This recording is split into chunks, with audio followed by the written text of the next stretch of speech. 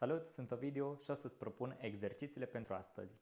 Am 3 exerciții care o să te ajute dacă cumva ai dureri de genunchi, dar o să te ajute și să-ți tonifiezi picioarele și musculatura fesierilor.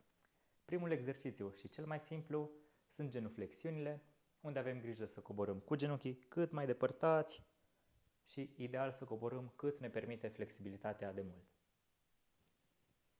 Foarte simplu, încerci să faci mișcarea cât mai lent și cât mai controlat.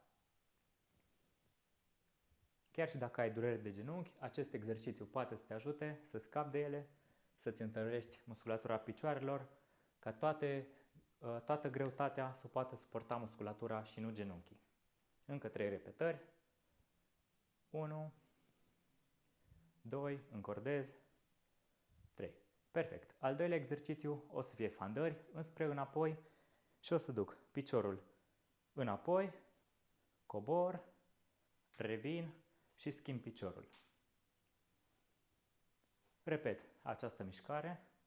E ok dacă la început nu ai stabilitate. Cu exercițiu o să ai.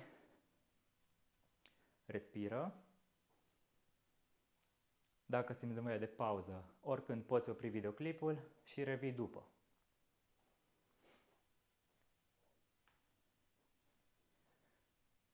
Încă 4 repetări.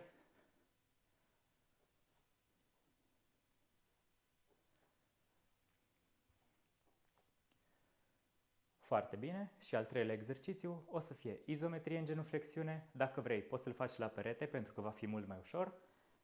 Te pui în această poziție și stai câte secunde simți că poți. Hai să vedem. Genunchii ușor flexați, pieptul scos. Rămâi în această poziție până simți că tremură picioarele. Hai să mai stăm împreună încă 20 de secunde. Respiră. Și încă 10, 9, 8, 7, 6, 5, 4, 3, 2, 1. Super! Scutură picioarele. Ce-ți recomand acum? Fă acest videoclip de 3 ori, repetă toate exercițiile și încearcă să ajungi la fiecare până aproape de limita ta. Spune-mi în comentarii dacă ai făcut exercițiile și cum ți s-au părut și ne vedem la următoarea zi de antrenament.